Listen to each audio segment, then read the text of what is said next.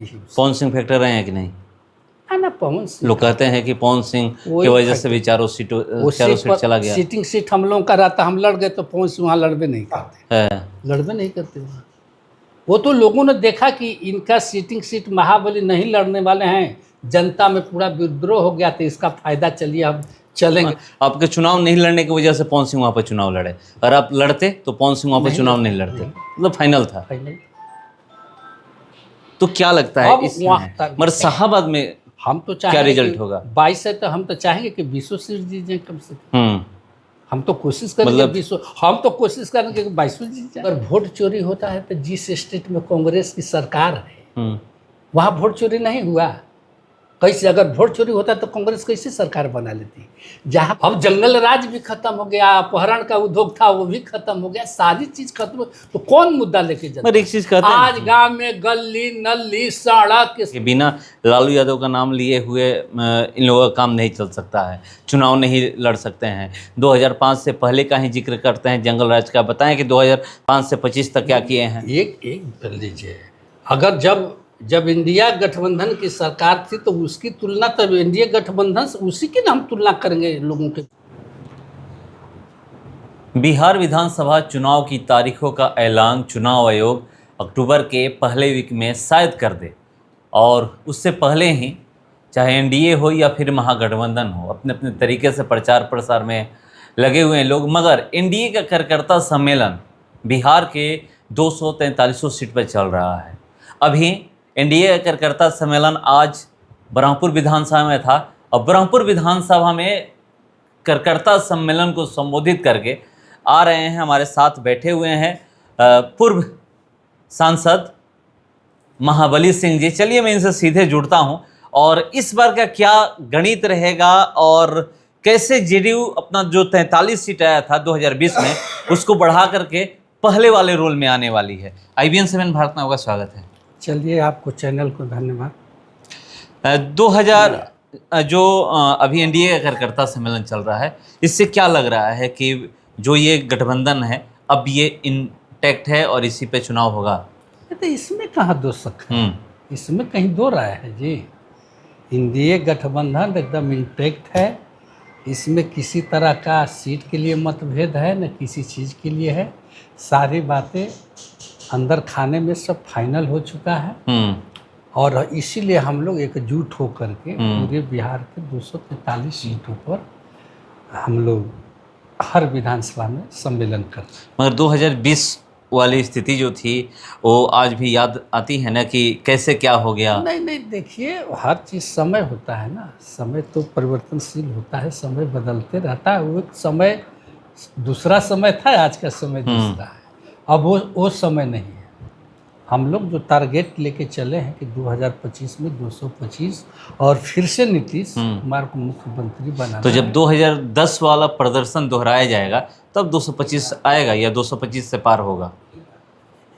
देखिए, हम लोग टारगेट लेके चल रहे हैं, और हम लोग समझते हैं कि जिस तरह से बिहार के हर विधानसभा में हमें जाने का मौका मिला है, और सम्मेलन में जिस तरह से बिहार की जनता उत्साह के साथ जिस तरह को अपना पेश कर रही है उत्साह में, तो हमको लगता है कि अब विपक्ष के पास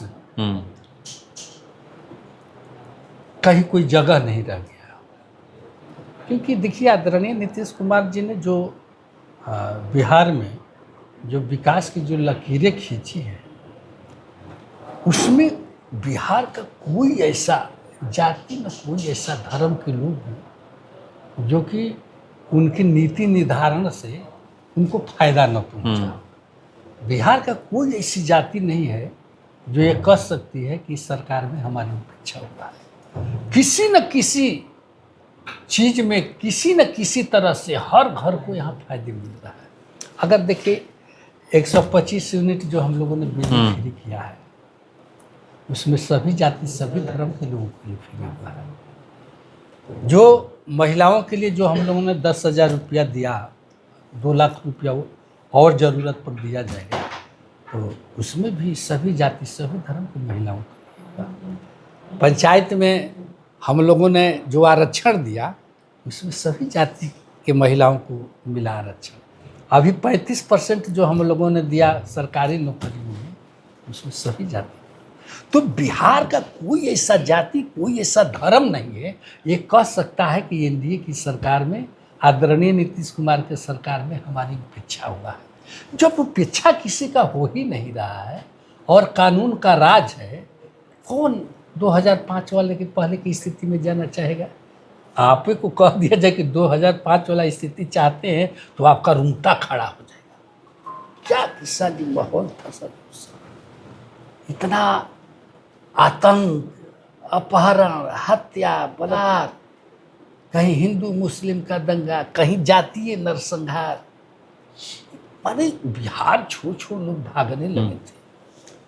उस समय कानून था, अपहरण करके दिन रात अपहरण करता घूमता था, हत्या करके घूमता था, कोई पुलिस वगैरह नहीं करती। और आज कानून का राज है। देखिए आज कोई अगर, जब तक ये धरती है, धरती पर जब तक मानव रहेंगे, जब तक जड़ जोरू जमीन, ये 3 गो चीज़ इस धरती पर रहेगा तो छोटी मोटी घटनाएं होती रहेगी। लेकिन 2005 वाली पहली आज थोड़ी स्थिति है।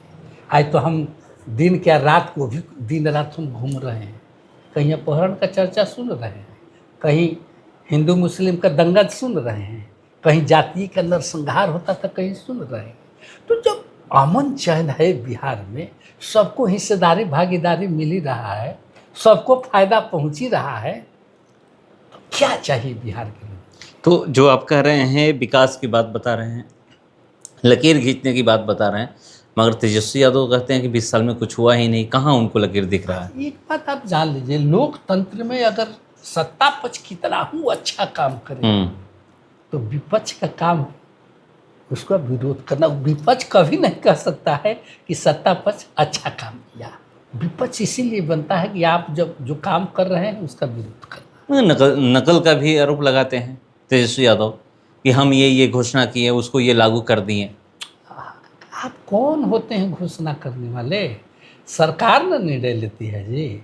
बिना एक मुख्यमंत्री के हस्ताक्षर के को नौकरी मिल सकता है किसी विभाग में?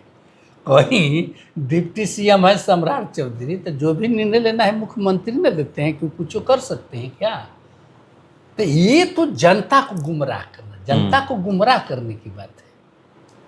अब आदरणीय नीतीश कुमार के कलम से जो नौकरी मिला है कि उनके कलम तो कहते हैं ना कि 17 महीना में हम ही दिलवाए हैं। आप कहने के लिए किसको मुंह रोकेगा? लेकिन जो लोग पढ़े लिखे हैं वही हम बोल रहे हैं कि जो मुख्यमंत्री हैं उनके हस्ताक्षर से न कोई नीतियां बनती है कि मतलब लागू होता है कि कोई हम पथ निर्माण मंत्री थे तो हम अपना चाह के कुछ कर सकते थे। सरकार निर्णय लेती है। जो भी नौकरी मिला है मुख्यमंत्री के निर्देशानुसार उनके द्वारा मिला है, न कि तेजस्वी यादव। नहीं, ये भी कह रहे हैं एक अपराध का जहाँ बात की है कि कानून का राज है, उस पर भी बुलेटिन जारी करते हैं। आप भी देखे होंगे, उनका फेसबुक पेज देखिएगा या जो भी सोशल हैंडल उनका देखिएगा तो उस पर कि यहाँ पर ये अपराध हुआ, यहाँ पर ये हुआ, यहाँ पर ये हत्याएं हुई, यहाँ पर ये हुआ। हमने आपसे एक बात कहा कि जब तक इस धरती पर जड़ जोरू जमीन है तब तक किस तरह की छोटी मोटी घटनाएं हमेशा होती रहेगी। लेकिन जो चीज़ था वो पहले क्या हुआ है, आज बिहार के लोग बिहार छोड़ बाहर भाग रहे हैं कि आज बाहर के लोग बिहार में आ रहे हैं। बिहार पहले था कि अच्छे लोग जो है आतंक से, अपहरण के डर से लोग बिहार छोड़ भाग रहे थे। आज तो बिहार जो लोग भाग गए थे आज तो बिहार में आ रहे हैं। जब बिहार में देखते हैं तो बिहार में पटना जब पहुंचते हैं, पटना के व्यापारी लोग पटना में जानते तो उस समय रेलवे स्टेशन से उतर के घरे नहीं आ सकते, उसे कहीं भी छीना जाएगा आपका, कहीं भी अपहरण हो जाएगा, कभी भी। पटना की बात कहते हैं, अब देहात की बात को आप छोड़िए। आप लोग देहात में रहते होंगे तो देखेंगे क्या स्थिति था। तो आज जो है अब पटना में जब लोग आते हैं तो देखते हैं पटना है, पति नहीं चलता है। जो 10 साल छोड़ के गए हैं अपना घर तक भूल जा रहे हैं। एक फ्लाई ओवर बन गया, सब जिधर जाइए बन गया, 4 लेन 6 लेन में तब्दील हो गया, इतना ओवर ब्रिज बन गया। अब मरीन ड्राइव बम्बई में जाते थे लोग देखने के लिए, अब पटना का मरीन ड्राइव देखने के लिए जाइए ना रात में 8 बजे। तेजस्वी यादव भी 2 बजे रात को गए थे। और देखे होंगे वही वीडियो। ना, तो अब इतना हम लोग बना दिए हैं तो सब लोग अब घूमने के लिए जाता है ना, तो सब लोग घूमता है, सब लोग एंजॉय करता है। और नहीं तो पहले शाम से घर से बाहर कोई निकलता था वो डर से नहीं निकलते थे उस समय, इसी स्थिति थी। आज तो जाके मरीन ड्राइव पर लोग डांस कर रहा है। तेजस्वी यादव की बात कर रहे हैं, हम तेजस्वी यादव की बात नहीं कर रहे हैं, लोग मतलब उनका भी डांस जो वायरल हुआ है। अब क्या हम उनका डांस देखे- वायरल हुआ है हम तो इसलिए। देखिए हम देखे नहीं हैं, है। लेकिन जिस तरह बम्बई में जाते थे मरीन ड्राइव पर लोग एंजॉय करने, आज पटना गंगा नदी के किनारे जो मरीन ड्राइव बना है लगता है कि बम्बे है। तो आज मेट्रो देखने के लिए दिल्ली कलकत्ता लोग जाता था, मेट्रो पटना में चले जाते थे। इतना विकास हुआ। पहले यहीं आने के लिए क्या क्या परेशानी होती थी, रोड में गड्ढा था कि गड्ढा में रोड था, पता नहीं चलता था। आज तो 5 घंटे में बिहार के किसी भी कोना से कहीं भी राजधानी आप पहुँच सकते। अगर इतना जो आप बता रहे हैं कि इतना इतना विकास हुआ है, उसके बावजूद भी अगर शाहाबाद देखा जाए, चाहे विधानसभा चुनाव हो, 22 सीट है शाहाबाद में। आप शाहाबाद से आते भी हैं, काराकाट से सांसद भी रहे हैं। 22 में से अगर 2020 का विधानसभा चुनाव देखा जाए तो मात्र 2 सीटें आप लोग जीत पाए।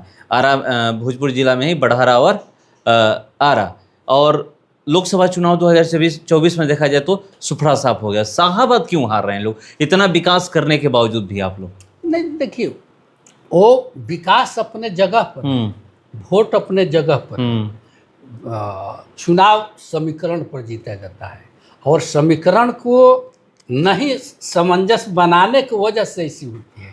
आप कितना हो विकास करिए, लेकिन वो सामाजिक जब तक समीकरण नहीं बनता है तो उसमें थोड़ा होता है। हम लोगों ने उसको सामाजिक समीकरण बनाने के साथ साथ आपस में जो हम लोगों की लाई पार्टियाँ थी, कुछ खींचतान की वजह से एक दूसरे की टांग उस समय खींचने का लोगों ने काम किया था। इसके चलते ये सारी परिस्थितियाँ हैं। लेकिन अब उस पर हम लोगों ने सब मंथन कर लिया है।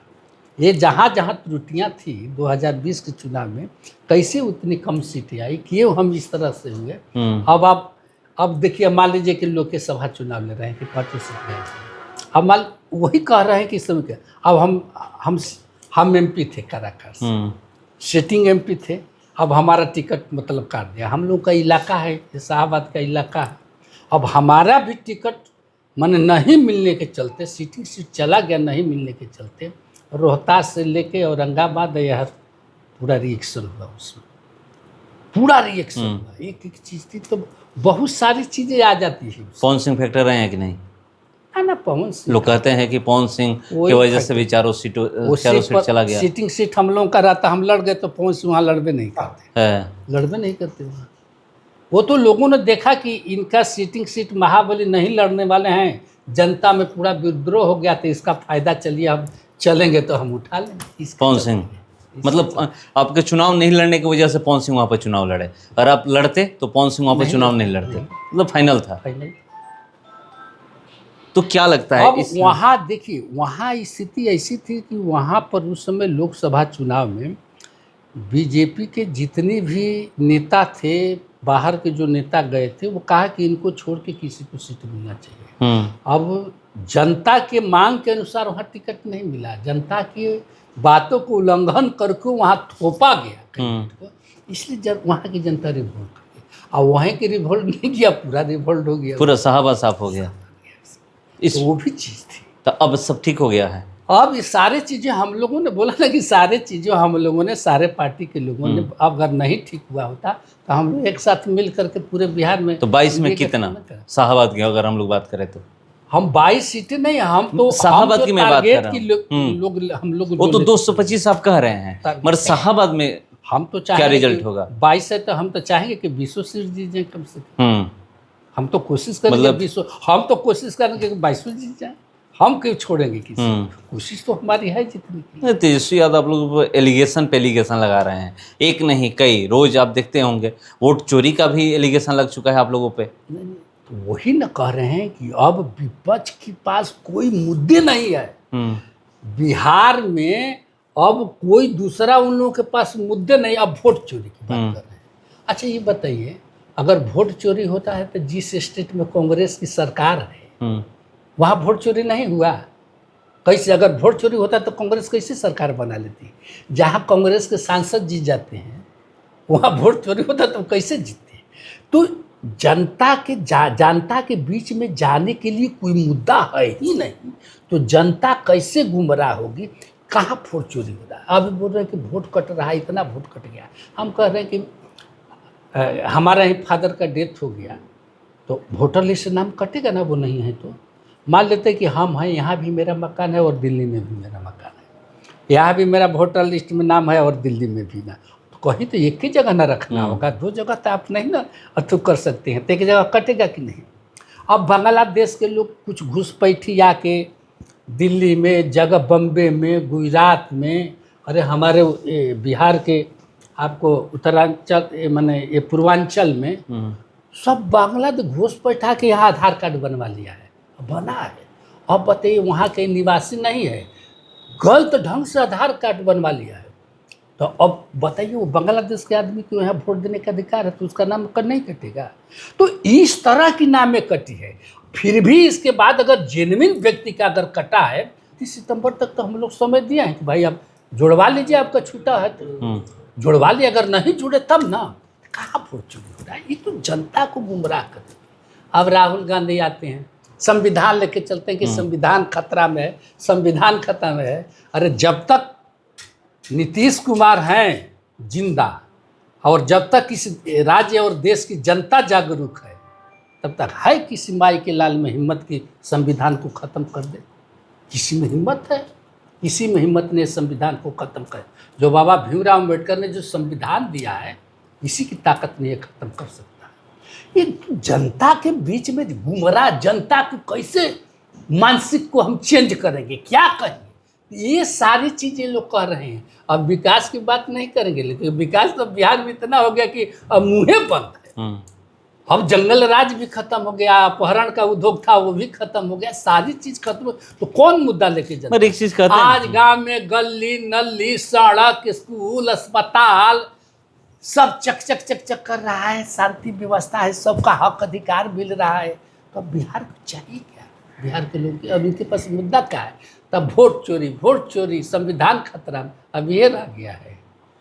मगर आरजेडी के लोग ही कहते हैं कि या तेजस्वी यादव को भी आप कहते हुए सुने होंगे कि बिना लालू यादव का नाम लिए हुए इन लोगों का काम नहीं चल सकता है, चुनाव नहीं लड़ सकते हैं। 2005 से पहले का ही जिक्र करते हैं जंगल राज का। बताएं कि 2005 से 25 तक क्या किए हैं? एक कर लीजिए, अगर जब इंडिया गठबंधन की सरकार थी तो उसकी तुलना, तब इंडिया गठबंधन से उसी की ना हम तुलना करेंगे लोगों के बीच में, तो तुलना तो वही कह रहे हैं कि पहले की स्थिति क्या थी, आज की स्थिति क्या है, उसी का हम तुलना करेंगे। कौन से तुलना करेंगे?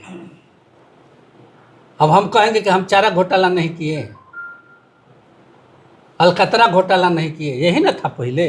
रोड बनाने के आज तो 4 लेन 6 लेन बन रहा है, तो खूब मजे से फरट्टे से लोग दौड़ रहा है। उस समय रोड बनाने को मिलता था तो अलकतरे पी जाते थे। मैं तो वही उसी की बात अब करेंगे, माने वही करेंगे। उनके पास तो कोई है नहीं जनता, तो यही मुद्दा लेकर के जाते हैं।